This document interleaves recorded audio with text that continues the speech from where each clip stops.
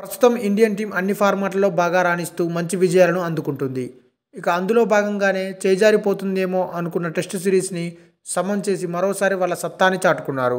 India south ఆఫ్రికాతో ఆడిన రెండో test మ్యాచ్లో ఇండియన్ టీం ఘన విజయం సాధించింది. ఈ మ్యాచ్లో మొదట బ్యాటింగ్ చేసిన సౌత్ ఆఫ్రికా టీం 55 పరుగులకే ఆల్అవుట్ కావడం ఇండియన్ టీంకి బాగా కలిసొచ్చింది.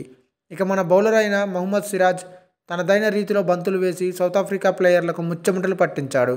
అందువల్ల ఈ మ్యాచ్ని ఇండియన్ టీం ఈజీగా గెలిచింది. ఇక ఈ గెలుపుతో 147 సంవత్సరాల రికార్డ్ని ఇండియన్ టీం బ్రేక్ చేసిందనే చెప్పాలి. 1.5 రోజుల్లో అతి తక్కువ సమయంలో ఈ మ్యాచ్ని గెలిచి ఇండియా సౌత్ ఆఫ్రికా టీంలు ఘనమైన రికార్డ్ని సృష్టించాయనే చెప్పాలి. ఇక ఇంతకుముందు టెస్ట్ క్రికెట్లో 788 బంతుల్లో ఇంగ్లాండ్ ఆస్ట్రేలియా మధ్య జరిగిన మ్యాచ్ ముగిసిపోయింది. దాని తర్వాత 656 బంతుల్లోనే ఆస్ట్రేలియా సౌత్ ఆఫ్రికా టీంల మధ్య జరిగిన మ్యాచ్ ముగిసిపోయి ఇంతకు ముందున్న రికార్డ్ని బ్రేక్ చేసింది.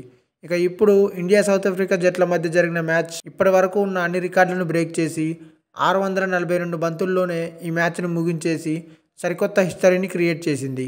147 సంవత్సరాల క్రితం నాటి రికార్డును ఇప్పుడు ఇండియన్ టీం బ్రేక్ చేయడం అనేది నిజంగా గ్రేట్ అనే చెప్పాలి. దీంతో ఈ టెస్ట్ సిరీస్ సమమైంది. రెండు టెస్ట్ మ్యాచ్ల్లో మొదటి మ్యాచ్ సౌత్ ఆఫ్రికా గెలిస్తే రెండో మ్యాచ్ ఇండియా గెలిచింది.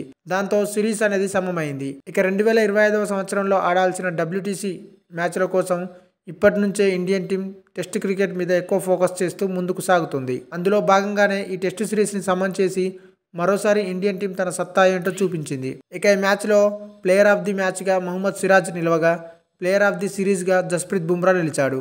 ఇక ఇదే రీతిలో ఇండియన్ టీం సక్సెస్లను కొనసాగిస్తూ ముందుకు వెళ్తే పక్కాగా ఈసారి WTC కప్పు కొడుతుంది అంటూ పలువురు అభిమానులు కాన్ఫిడెంట్ని వ్యక్తం చేస్తున్నారు. ఇప్పటికే 2 సార్లు WTC ఫైనల్కి వెళ్ళి ఓడిపోయిన ఇండియన్ టీం ఇప్పుడు మాత్రం పక్కాగా కప్పు గెలుస్తుందంటూ సోషల్ మీడియాలో వాళ్ళ అభిప్రాయాల్ని తెలియజేస్తున్నారు. ఈ వీడియో మీకు నచ్చినట్టయితే లైక్ చేయండి, షేర్ చేయండి, కమెంట్ చేయండి, సబ్స్క్రైబ్ చేయండి.